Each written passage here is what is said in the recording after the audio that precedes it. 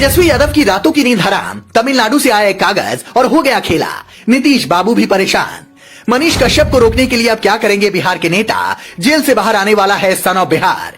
Court ने दे दी जमानत, कह दिया गलत तरीके से लगाया गया था एनएसए, देशद्रोही नहीं है मनीष कश्यप। तमिलनाडु में मदुरई की अदालत ने जैसे ही मनीष कश्यप को जमानत दी और कहा कि एनएसए का केस ही नहीं है, गलत तरीके से आप एक व्यक्ति पर एनएसए यानी राजद्रोह का केस लगा दिए हैं, वैसे ही बिहार में खेला की खबर हवा की तरह फैल गई। तेजस्वी यादव की परेशानी तो आपको बताएंगे ही, लेकिन पहले चचा का हाल सुन लीजिए, जो आजकल कुर्सी जाने की खबर से उलूल जुलूल बयान दिए जा रहे हैं। वो भी लगे कागज पत्तर खुजवाने कि कहीं से कुछ ऐसा और निकाल लिया जाए जिससे मनीष कश्यप को जेल में ही रखा जा सके। मंत्री से लेकर संतरी तक जुटे हैं, लेकिन सन ऑफ बिहार के बाहर आने की खबर ने उनके समर्थकों में जोश डबल कर दिया है। उधर तेजस्वी यादव का हाल बेहाल हो गया है, क्योंकि मनीष कश्यप ने तेजस्वी यादव को ही खुली चुनौती दी थी कि वो उनके खिलाफ चुनाव लड़ेंगे।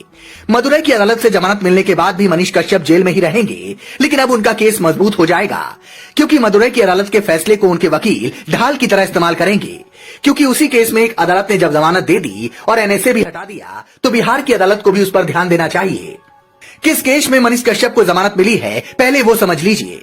दरअसल लगभग एक साल पहले तमिलनाडु के कई जिलों से बिहारियों के साथ मारपीट और हिंसा की खबरें सामने आई थी। इस दौरान सोशल मीडिया पर कई वीडियो और फोटो भी वायरल हुए थे। इसको लेकर सड़क से सदन तक हो हंगामा भी हुआ था। मामला गर्म होने के बाद बिहार के अधिकारियों की टीम तमिलनाडु गई थी और पूरे मामले की जांच की थी। जांच के दौरान पता चला कि कुछ लोगों ने नफरत फैलाने के उद्देश्य से सोशल मीडिया पर फर्जी वीडियो वायरल किया था। इस मामले में मनीष कश्यप की संलिप्तता भी सामने आई थी।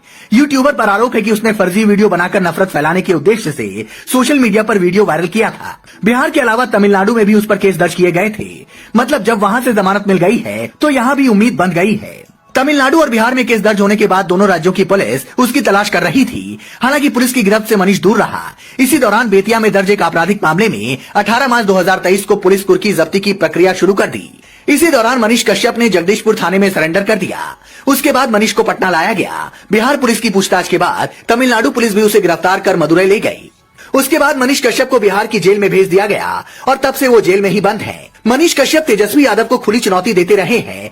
अपने YouTube चैनल पर एक वीडियो शेयर करते हुए मनीष कश्यप ने कहा था कि पहले आप पढ़ाई में फ्लॉप हुए, फिर क्रिकेट में फ्लॉप हुए, फिर बिहार का उप मुख्यमंत्री बनकर पूरे बिहार को ही आपने डुबा दिया। बिहार में जो आवाज उठा रहा है उसके खिलाफ केस कर रहे हैं। आप 9वीं फेल हैं। आपके पिताजी सीएम थे, फिर भी पढ़ नहीं पाए।